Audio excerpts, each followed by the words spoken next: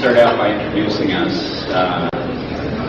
This is Anthony Lopes. He's he's a senior security researcher and programmer for Outpost 24, and I'm Jack Lewis, and I'm also basically the same thing, but I work for Diet Security.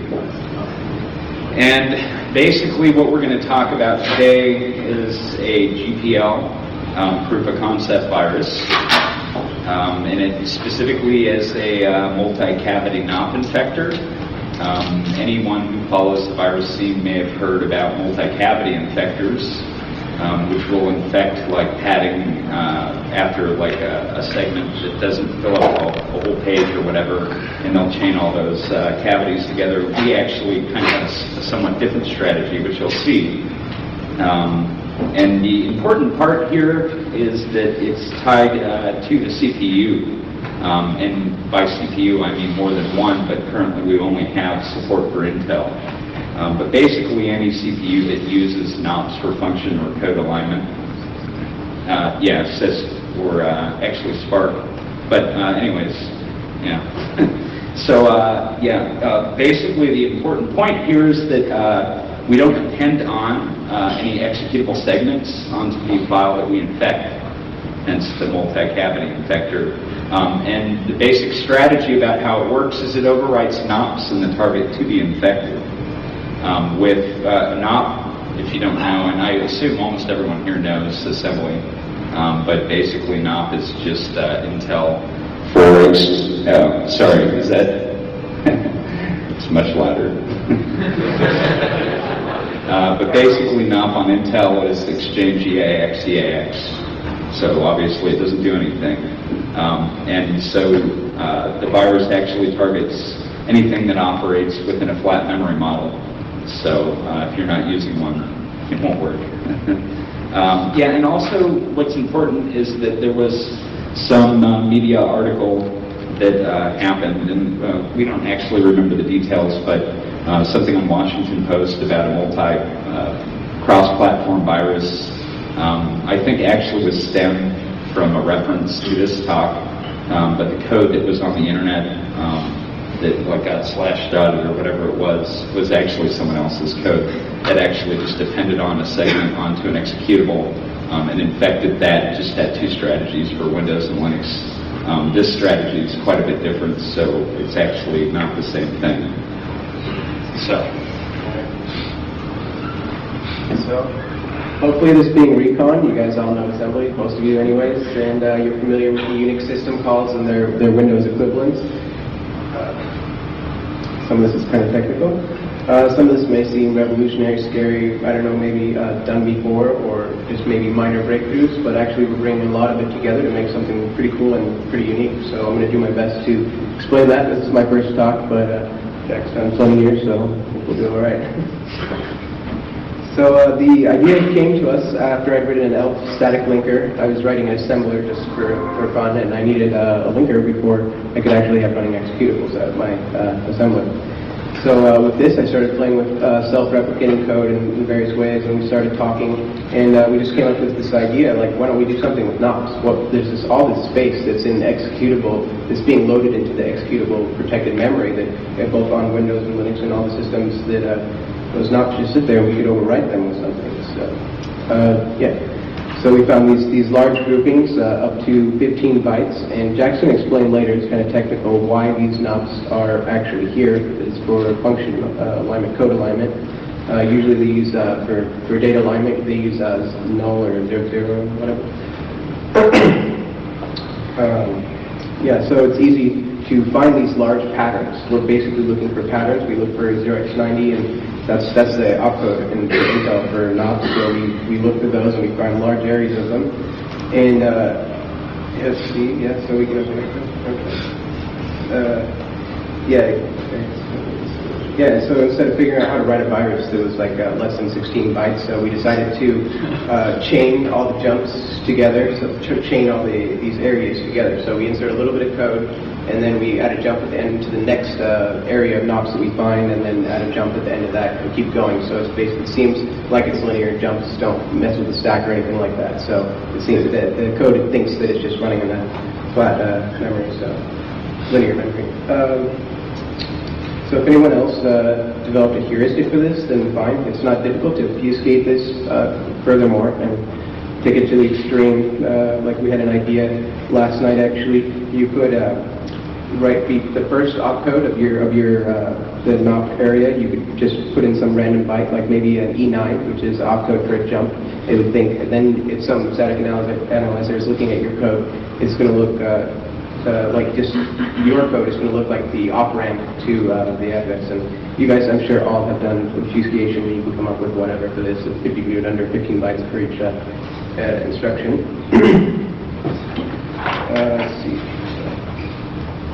So that's what I started to write, is an executable infector in C. Rewrote the entire thing in assembly, this time hosted with the mentality of being hosted within something, which is quite a bit difficult. I think some of you worked before with that. So from there, I made the virus operating system independent, making a little POSIX system call API for Windows and FreeBSD and Linux and Solaris and stuff like that. And I plan to do macOS 10 now that they've moved to Intel as well. So actually, this can be also used for shellcode. I think Core Impact and Canvas have similar things, but this is actually, I think, lower level. This is all assembly. But anyway, you can throw it into your shellcode for something else, whatever. Yeah, POSIX. So I'm a Unix programmer, so I make Windows act like I want it. And for the Unixes, we have a little interesting thing about ptrace. I think Silvio Caesar wrote the frac paper on infecting other running processes within your privilege group, within your user's privilege. This is probably best. Well, I'll explain it later. Actually, I'm going to go into more detail about that. But anyway, it's the same application that we can use for infecting files. We can use to infect running processes, and later we're going to have a socket API, so you can copy in a program from another system and then write it back and have that be infected. And maybe that's like Apache, and that would go and infect all the other children and all that. So that's pretty interesting. Okay. Just to make a real quick point, one of the reasons actually that we decided to do the whole ptrace infection was because we were looking at targeting something like an SE Linux system that was running a web server. Obviously, or anything that actually had ptrace available to it. But what we wanted to do was spread without the use of touching files or any sort of part of an operating system, so then we could hijack any descendant process that was allowed the virus was allowed to spread via ptrace through. So that's one of the reasons why we did that. Because obviously on Unix systems, viral propagation is a bit hard, but by using ptrace and things like that, you're able to affect services a lot more easily. And obviously that's going to make it a lot more difficult for forensics and live detection and stuff, I guess.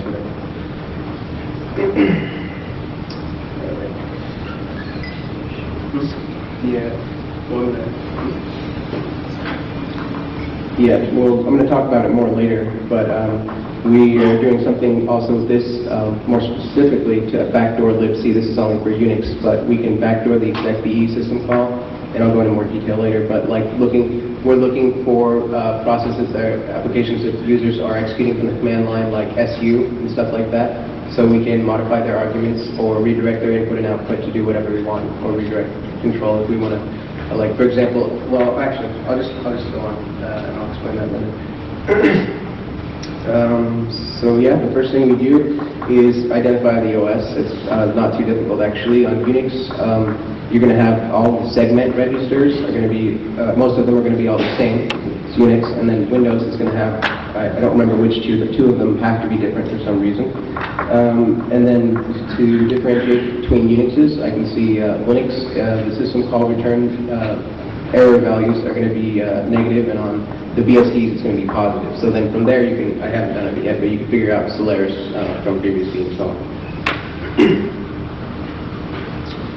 In Windows, I'm sure you all know this, but anyway, Windows, we do the basic thing about finding the PEB and the segment registers and all that. And then we use kernel32.dll to use load library, and we use the msbcrt.dll, which is basically libc for Windows, the proprietary version. And it has basically everything we need except for mmap, and the software API is just slightly different. And then I just wrapped the create file mapping and create, map view of file, actually, that's redundant. But map view of file and create file mapping, wrap those to be exactly like memmap. So basically the point here is it's modular, and you don't have to, as a programmer, using this kind of like a framework actually, and so as using this, you don't have to care about what system you're on. You're just writing virus payload, and you want it to work on whatever, and then this uses actually a lookup table to find addresses after it determines what OS it's on. So you don't have to care about that as someone writing some kind of exploiter module or payload for that.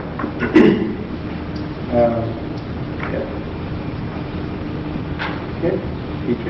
Now I'll go into a little bit more detail here. Yeah, so Sylvia Caesar, I think, is the guy that came up with this. The cool thing about NOP infection code is that it operates on like any size of block of data, like I mentioned earlier. So it's like you just read. There's basically a function called load victim, which is going to load it from the files or from ptrace or whatever. So we're going to go with ptrace for this one. And instead of copying in the entire file from one process to another 4 bytes at a time because of ptrace's limitations, and my laziness to modify the most won't do more than that, but you could use /proc and look for the file name and just find the .text section and then read in the whole thing. So that's going to be significantly faster than ptrace. Believe it or not, this is faster. But let's see. Oh yeah. So yeah, I mean, you could use this kind of ptrace stuff. It's a completely separate thing. You could use it in your shellcode or for a different virus or whatever. And basically, you just infect a little tiny NOP area, and all that does is memmap a big area for you and it's executable and writable. That you can just throw your code in there, execute whatever you want, and then that actually makes everything significantly simpler. Some of the algorithms I'll talk about later become irrelevant because of that, but not as far. So. Yeah, so an example here is a user's web browser gets owned, and the shell code that, just like the Apache one I talked about, that shell code can go and infect all the other processes. So specifically what I wrote was I was looking for shell processes. So I'm looking for things with the name sh or sh dash or whatever it is, login shell and all that. And then we backdoor its copy of libc. And then we, like I said earlier, we're looking at the arguments of that. As one example, we can commute the arguments to be whatever we want. So for example, if someone does su dash, then we can change it to su-c /temp/malcode, whatever, semicolon, /bin/h, and they're not going to, if your code doesn't have any output, they're not going to know that ran. And you'll see some of this is pretty fast. I think we're going to do a demo.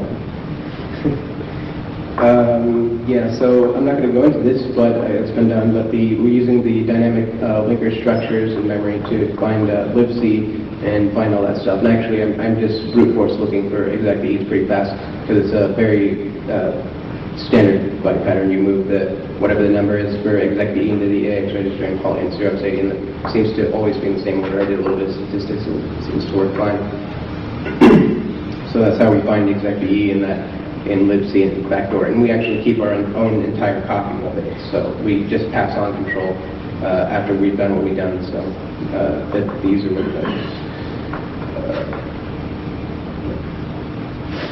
So, like I said, it's also modular. The virus was written in such a way that people can write modules. You just just write a bunch of assembly, put it in a module, link it with the other ones, make sure it has symbols. And after that, strip all the symbols after it's linked, and then you extract. I don't know. It's kind of silly the way I did it. I used object dump to put the opcode into the text or whatever. So, but anyway. So you can just make whatever module you want, link it in, extract the opcode, and then inject that with the C program into anything. And then once that's been injected into an application, you can just continue propagation. And what? Yeah, well, depending on the payload, of course. Depending on whether that's going to do that through files or through ptrace or just do something very specific. for example, backdooring the kernel32.dll or libc for the whole system or something like that. There's plenty of room to put whatever you felt like, and adding plenty of new functions in there. Yeah, so and I made it like a function-based language, not object-oriented. I'm not that insane, but I did make it really easy for you guys if you wanted to continue to work on this and do whatever you want. And I'll show you some code later that shows how easy it is. And actually, you can, if you really felt like not caring about space and doing a little hand editing, you could write the whole thing in C and just call that and link it in. So. There's some minor problems, obviously, but if you want to edit it by hand after it's been off-code by hand after you compile it, and go for it. Yeah, so here's some code right here. You guys can see that all right? So you just call the find target, which could be, hey, look up, find the process IDs, or find on Windows, find the PE files, on Linux, find the shared objects or whatever, and then it just keeps, usually you would call this thing, this block in a loop, so for each file you found it would call this, and then you see push the EAX is the return value from that, so that's maybe a pointer to the string of the file name or the process ID maybe, and then you call the load victim, which can be from file, from socket, from ptrace, and then the rest of this is just this below the load victim is the standard stuff that has to be done to fix up the code to work. I'll explain that later.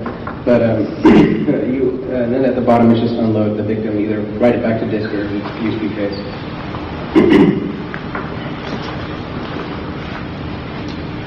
So the knock infection algorithm. So okay, so it's not a column menu. Okay, yeah, whatever. Okay.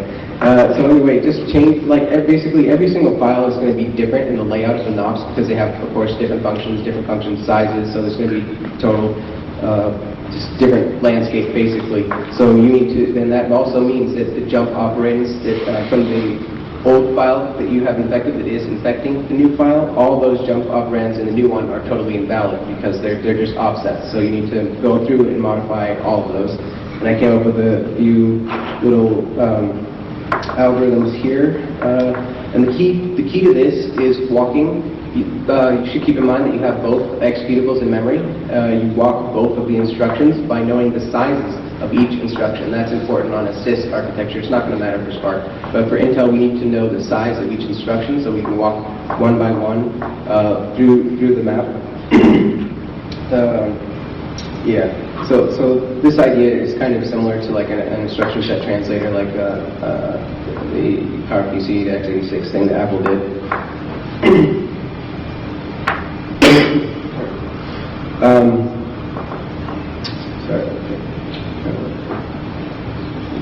So when we see an actual, this is for fixing jumps that jump forward because we actually have to distinguish between things that jump forward and things that jump backwards. It's actually two completely separate algorithms, but for jumping forward it's a little bit more complicated, but we see, I'm just going to read this because we see a jump 0xe9 or 0xe8, that's jump or call with 32-bit addresses.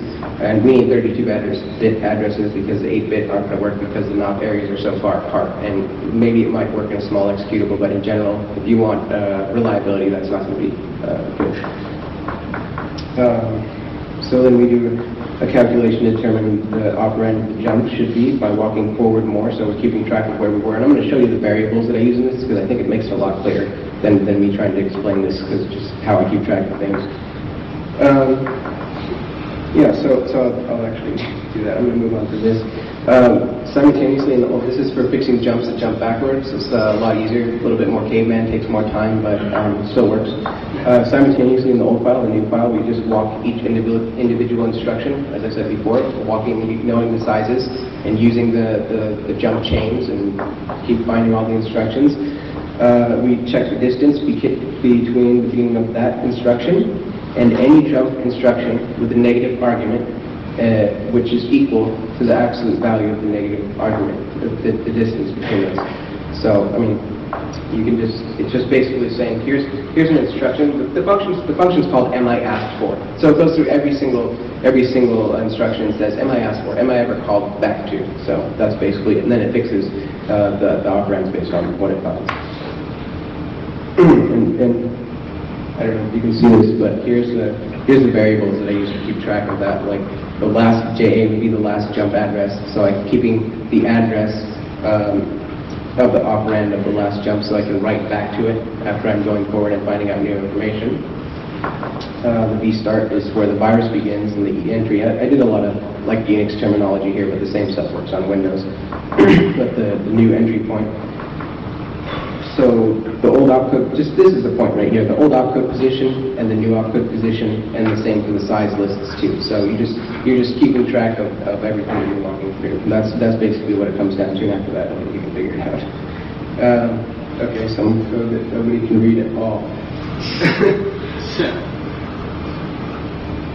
Okay, so actually what this code here is that I brought this up. This is for laying down the sizes, knowing the sizes of each instruction, and then just putting them into the executable. And it does it basically the same way that we insert instructions into the knob, but instead of using a 0x89 for a jump, we use a 0x88 just to say that, hey, the following address points to where the following offset points to the next set of sizes in this list. And yeah, you guys are going to get code. I don't know if you can read that, but you're going to get this, and this is just the same exact algorithm, but this is a lot simpler because there's some technical things in the not version. I mean the viral code version. Okay, so this presentation was pretty fast. So let me just give out some statistics here and talk about what is vulnerable and what's not. So first of all, this code is about 1.5 or more K, and that's really big. I spoke at Black Hat last year at a small class, and I ended up rewriting the entire thing because I didn't understand any of it. So this is what I call the academic version, the version you can read. So it's quite a bit larger, not optimized, never optimized before you're ready to. So it's bigger, but anyway, my point is you can make this as small as you are a good programmer, so, or whatever, use the Intel compiler and optimize for size, so go ahead and do that. Now I'm going to talk about how many knobs are in some of these, and you can compare that to the 1.5 kilobytes and keep some things in mind here that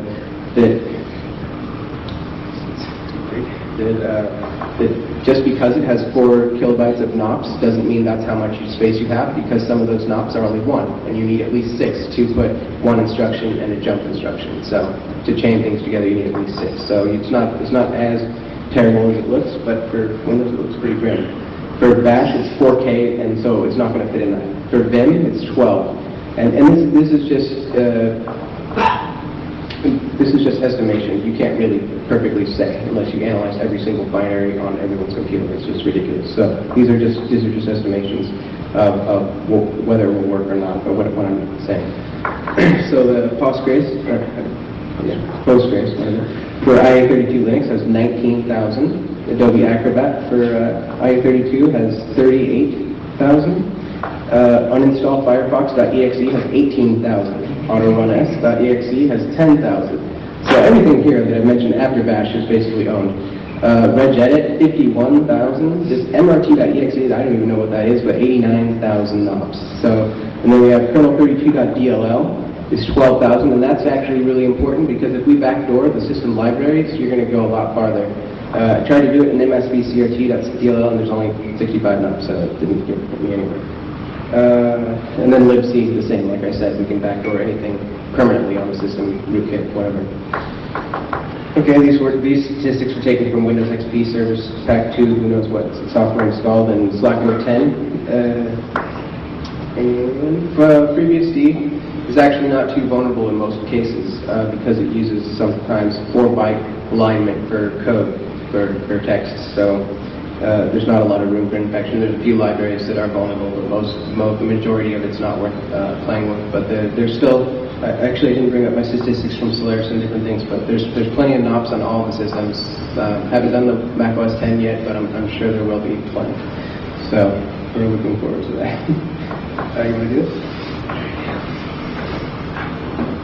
Okay, how are we doing on time, actually? I think our clock is, what's that? Okay. Anyway, so I'm actually going to attempt, quite badly actually, to explain why code alignment is there and why it's in the executables. Basically what's happening is, obviously, probably a lot of you know this, but a Pentium CPU isn't really internally like a CISC CPU, but it has like an internal RISC X8 or RISC X86 or whatever they call it, core that basically translates the CISC operations into micro-ops. And it can actually do things like instruction pairing and execute two things simultaneously, et cetera, et cetera, et cetera. What this means, of course, and actually to even make things worse, throughout the generations of all the Pentiums, this is the behavior of how the actual instruction line is translated and cached, and then raised on a cache line and all that sort of thing has changed from, especially from Pentium 3 to Pentium 4. But basically, during the fetch and execute, there's actually like a prefetch cycle that happens, and I'm trying to speak generally, so don't nail me on the specifics here, but basically most of those prefetch or the prefetch cache is like the cache lines are 16 bytes. So having the functions aligned on a 16-byte boundary would assert basically that when the CPU re-enters the function, it can just raise that cache line and feed the prefetch fetch execute cycle to prevent the pipeline from starving. So, right. But actually, I think on like Pentium 4, it's like 32 or 128 or whatever. But everyone seems to use 16-byte boundaries. And actually, I think there's quite a bit of debate on whether or not it even helps performance at all, oddly enough. I think there was recent debate about that, where they just said, well, this whole function alignment thing doesn't even really help that much, and they got rid of it, and they noticed it really didn't make much of a difference. So, who knows, right? Anyways, but like I said, yeah, exactly. You'd think that, like trying to determine why code alignment consistently does improve performance would be simple, but you're wrong, because basically, like I said, the Pentium 4 doesn't even cache the actual data that it reads in the fetch execute cycle, but it translates those to micro-ops, and it caches those instead. And then it just saves the PC register at the time of the translation, so it's like a trace cache or something like that. So you can't even reference that to the original code. So who even knows, basically, what functional alignment does on a Pentium 4, I guess is my point. Actually, there was I had a lot of theories about why NOPs were used. But unfortunately, going through all the documentation and everything else, conducting experiments, and so on and so forth, I didn't really get to an answer for why actually they use NOP operations for functional alignment.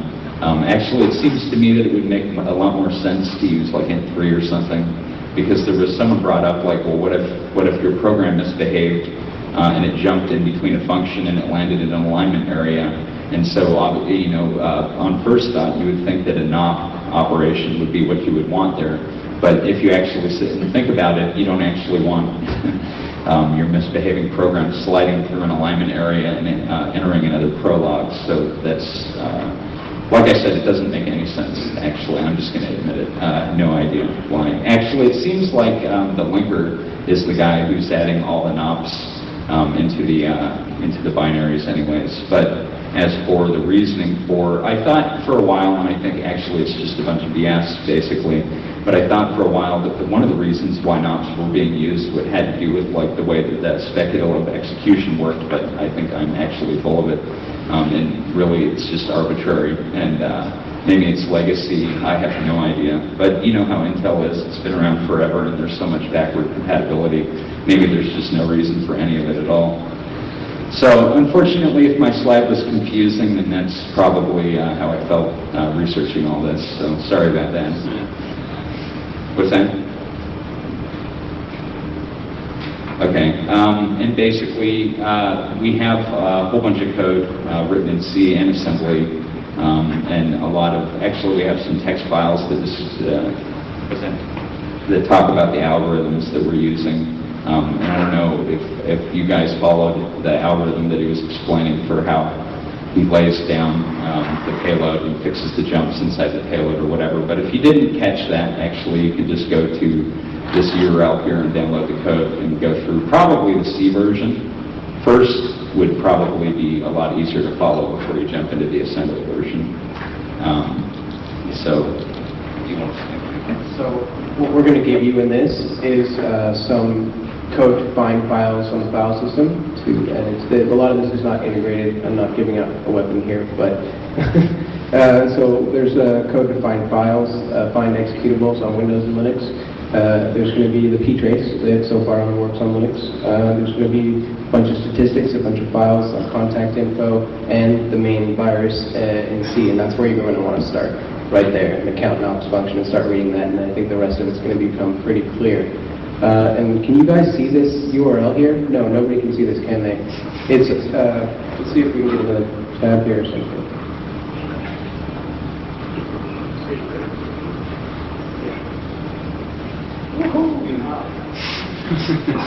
Wow.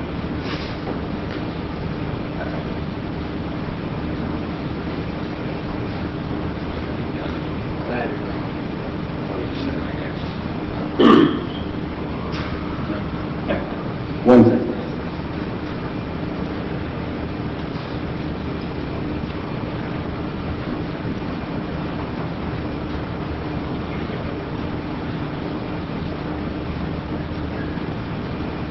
There you go. Can you see that better? Make it a little bigger.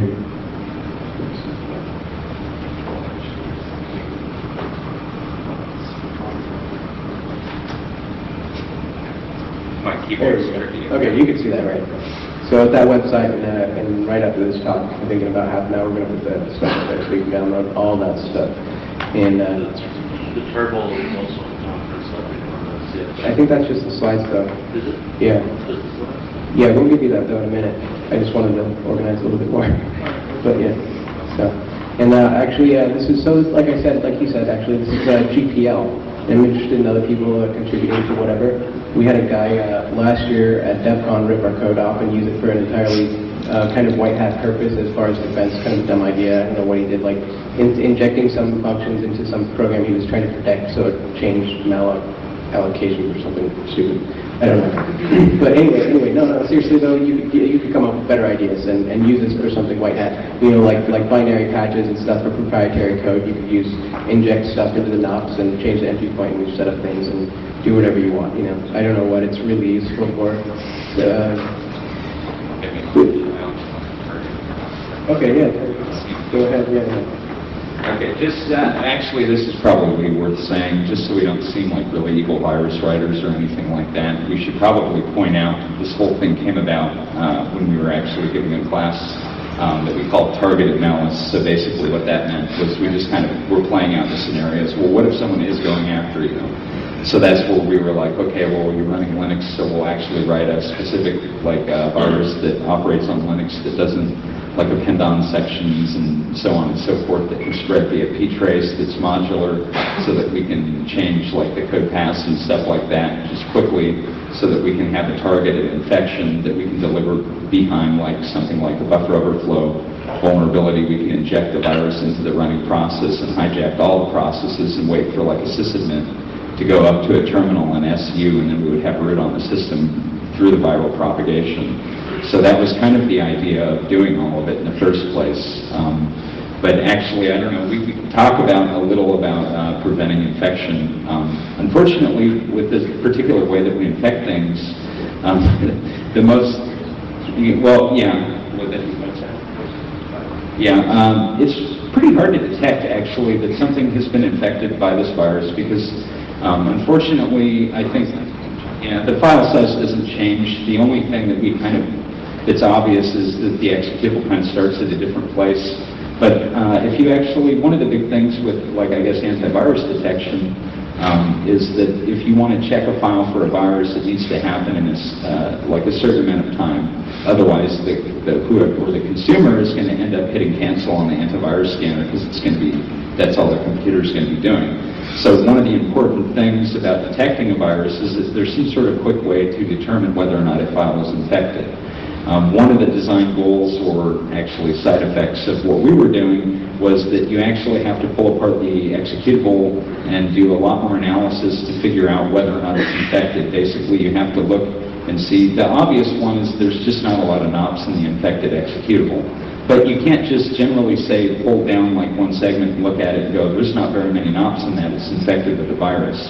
Because there's a lot of people out there that use like code obfuscation techniques, compression, et cetera, so that if you do that, actually, you're going to throw up a red flag to say everything's infected if it's just not a standard compiled executable, or if there's some sort of obfuscation going. So actually, to get a much more accurate detection, you have to pull apart the binary and then cross-reference all the code paths and all the jumps and see where they're going, and see if there's like basically unaccounted for space inside the executable that's chaining to each other, and then you have to go through and to determine if that's actually a viral code or not.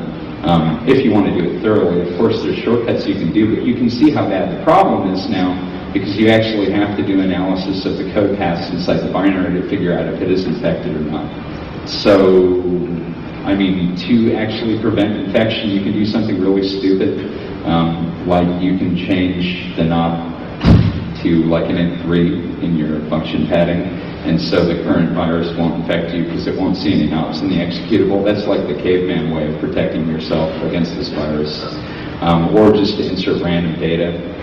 But like I said, who even knows what that would do on an Intel CPU as far as performance goes? But I have a strong feeling that it would do absolutely nothing to hurt the performance. And I did do some testing, but I think that basically it's so hard to measure these sorts of things that probably my results are skewed because my experiment wasn't perfect. So I don't even know what the performance ramifications of doing that would be, to be honest with you. So, but of course, the real solution to the virus problem is probably not to use like discretionary access controls or something like that. But no one really wants to hear that, so I probably won't even talk about that because everyone thinks it's too hard. But basically, yeah, actually we even gave, someone interviewed us about this, and they were going to put it online, but they decided not to because I think one of the two things, but obviously it's kind of technical, so it's hard to present to an audience. But the second thing is we didn't really have a lot of positive solutions for people to protect themselves against like viruses like this that are more targeted, other than to say like don't use discretionary access controls. That was basically our feedback. Or like basically for the consumer to go to the vendor and to demand that like if we've known that like DAC has had this Trojan property for God knows how many years, why is everyone still using it? Because we've been getting infected by viruses for God knows how many years. So basically our message was for the consumer to like go back to the vendor, kind of stomp their foot on the floor and go like, why are we still having this problem? We've known about it in research circles for a really long time. And until the consumer starts doing stuff like that, the solution of, you know, infecting your executables instead of knobs with int3s or something stupid like that is just going to be around. It might work until someone else comes around and edits the virus so that it doesn't do that. Or if you're going to develop a heuristic to detect the virus and someone changes like the chaining and the infection stuff so that it inserts random stuff. And of course with CISC you can't actually determine where the instructions start and end unless you have context. So if you start inserting a random character throughout the byte stream where knobs used to be, and then you're going to interpret that to see if they're jump chaining, how are you going to do that unless you've been following it the entire time? So that heuristic's pretty much right out because you don't really have that assurance.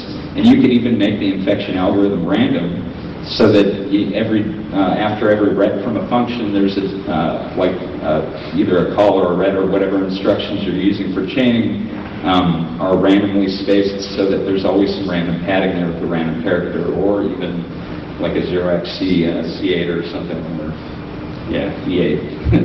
So I try not to memorize that sort of thing actually.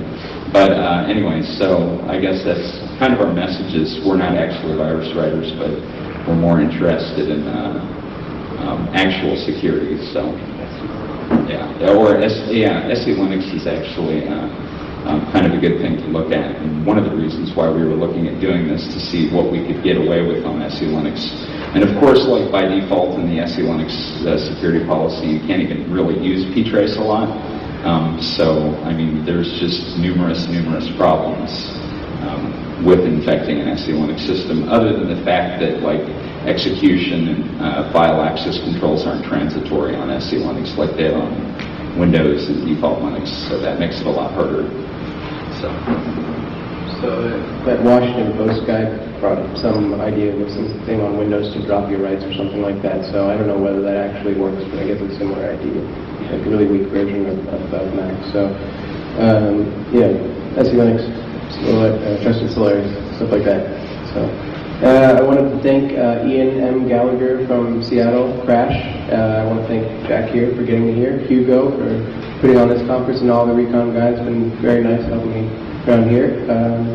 I think that's it, actually. Yeah, and actually for the questions, I wanted to start out with simpler things, so make sure you guys are all on the same page and then move up to harder questions. So, do you have something simple? You tried this in the kernel? In the kernel? Yeah. For fun? Infect the kernel? You mean infect the kernel? Yeah. Yeah, so the question was, Have we tried this in the kernel? Have we tried to infect the kernel? I actually hadn't done the statistics on that, actually. I don't know what that would do.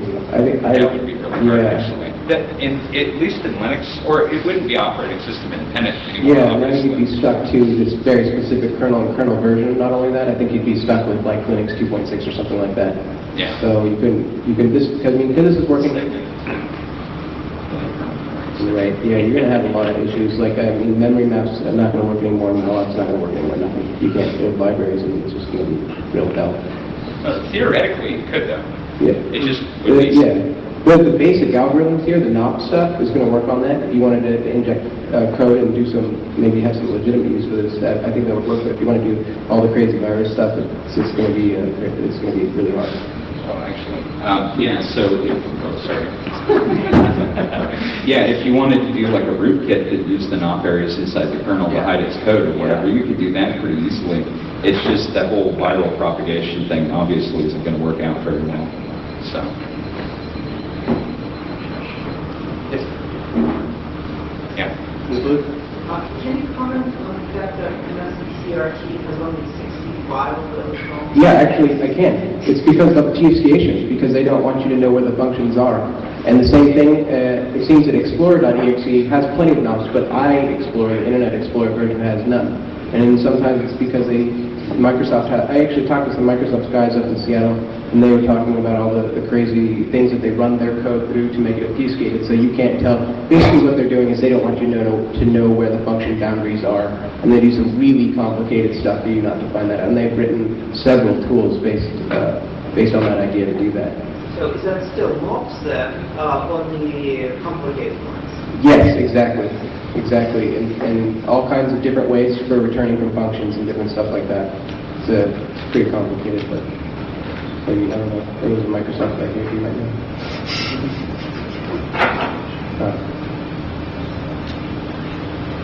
Anybody have any more complicated questions, I guess? Is there anything? Yes. I'm not sure if you actually covered this or not, but where do you actually hook into actually execute your code? Yeah, okay, good question. For right now, I actually know a little bit about, the virus knows a little bit about PE, POP, and about the ELF, and it changes the entry point.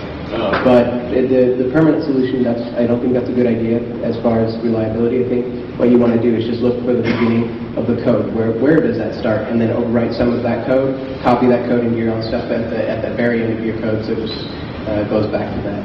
And by the way, also, the other thing is, this virus in the file infecting version is the very first thing that's executed. So it sets up everything, and then when it's done infecting other things, then it clears itself out. It's gone. It's not there because we don't want anything, people, programmers, developers, looking at their own code and saying, what's wrong? Why is this not working?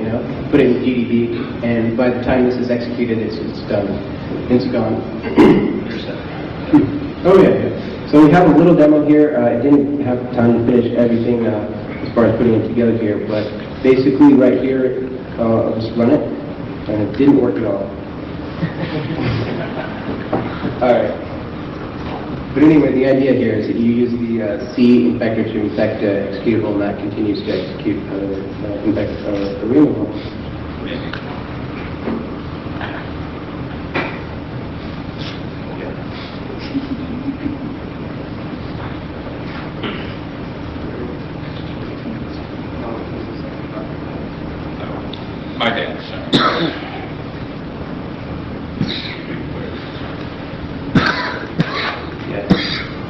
You guys can make your own demos, man. But